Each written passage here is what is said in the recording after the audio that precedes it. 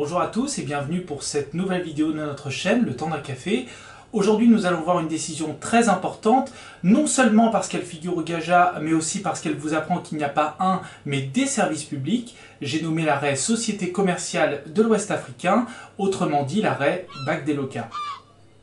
Pour vous résumer brièvement les faits, le service du Wharf de Bassam, appartenant à la colonie française de Côte d'Ivoire, gérait directement et personnellement le BAC-DELOCA, un bateau à fond plat utilisé pour traverser la lagune d'Ébrié au sein de la colonie. Des personnes et automobiles étaient sur ce bateau lorsqu'un naufrage arriva. À l'issue de cet accident, un bilan fut établi. Un indigène s'était noyé et les 4 automobiles présentes sur le bac avaient coulé avec lui dans la nuit du 5 au 6 septembre 1920. Furieux d'avoir vu l'une de ces automobiles sombrer, la Société commerciale de l'Ouest africain assigna la colonie devant le président du tribunal de Grand Bassam en audience des référés afin de nomination d'un expert pour examiner le bac. C'est alors que le lieutenant-gouverneur de la colonie éleva la question de la compétence au tribunal des conflits qui se prononça le 22 janvier 1921. La question de droit tranchée par le tribunal des conflits, vous vous en doutez bien, c'est une pure question de compétence. Le BAC-DELOCA fonctionnait-il comme un service dans les mêmes conditions qu'une entreprise privée? Et si oui, faut-il soumettre ce service aux droits des personnes privées et donc à la compétence du juge judiciaire? Il était indéniable qu'en gérant le service, la colonie de Côte d'Ivoire ne s'était comportée qu'à l'image d'un particulier, c'est-à-dire comme un industriel ordinaire.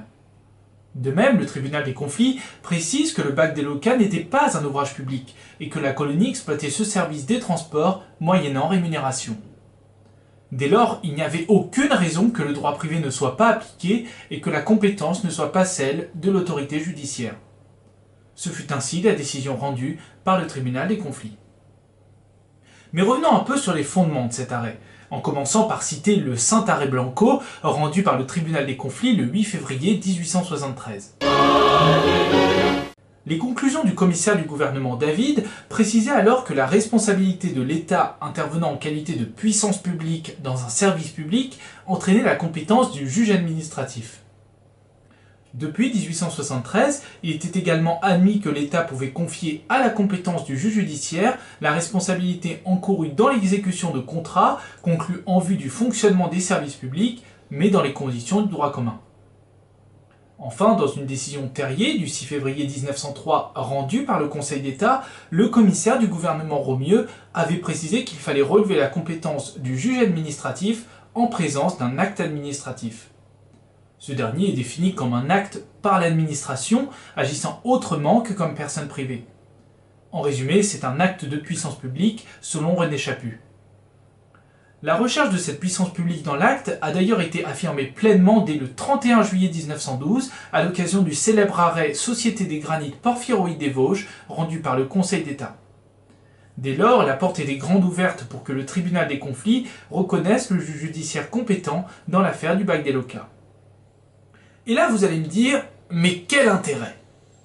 Eh bien, nous sommes en 1921, et c'est seulement à partir de cette décision qu'on admet vraiment qu'il faut distinguer les cas où les personnes publiques agissent comme des particuliers, des cas où ils agissent comme des puissances publiques. C'est une vraie révolution, car désormais on distinguera les services publics administratifs, qui relèvent de la compétence du juge administratif, des services publics industriels et commerciaux, qui relèvent de la compétence du juge judiciaire. Encore faut-il distinguer ce qui relève du SPA de ce qui relève du SPIC. Si vous voulez plus de précision, je vous ai mis quelques détails dans le descriptif de la vidéo. Sinon, je vous orienterai naturellement vers l'ouvrage du maître en la matière, Benoît Plessis, qui s'intitule « Droit administratif général » qui est paru cette année chez LexisNexis. Merci beaucoup d'avoir regardé cette vidéo et on se retrouve très bientôt pour la prochaine.